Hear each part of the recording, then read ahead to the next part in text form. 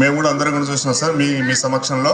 వాళ్ళు కబడ్డీ పోటీ కానీ ఖోఖో కానీ ఎంత ఉత్సాహంగా స్పోర్టివ్గా చాలా బాగా ఆడారు. వీళ్ళ ఆటలు చూసి సార్ వీళ్ళే కాదు, మా పోలీస్ డిపార్ట్మెంట్, మా కరణ్ కూడా ఎస్ఐ ఒకవైపు, యాలా ఎస్ఐ ఒకవైపు కూడా వాళ్ళు కూడా అంత ఉత్తేజితులైనారు పిల్లలతో పాటు కూడా. ఇట్లాగే ఈ క్రీడా పోటీలు ప్రతి సంవత్సరం కొనసాగిస్తే మన నియోజకవర్గ పిల్లలు మన జిల్లా స్థాయి, రాష్ట్ర స్థాయి, దేశ స్థాయిలో కూడా పాల్గొంటారని చెప్పి నేను అందరికీ కూడా కోరుకుంటున్నాను సార్. ఈ పోటీల్లో గెలుపొందిన అందరికీ కూడా ధన్యవాదాలు, అభినందనలు. గెలుపొందిన వారికి ఎవరు కూడా గెలిచారనే గర్వం రాకూడదు.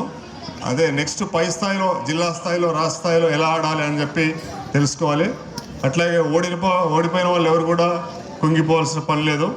వాళ్ళు ఎందుకు ఓడినామో అని చెప్పి కారణాలు విశ్లేషించుకొని తదుపరి మ్యాచ్ల్లో గెలుపుకి కృషి చేయాలి. ఇదే స్పోర్టివ్నెస్తో ఆటలాడి మీ స్కూల్కి, మన ప్రాంతానికి మీరు మంచి పేరు తీసుకురావాలని చెప్పి మనస్ఫూర్తిగా కోరుకుంటున్నాను. ఈ అవకాశం ఇచ్చినందుకు అందరికీ నమస్కారం తెలియజేస్తూ ముగిస్తున్నాను.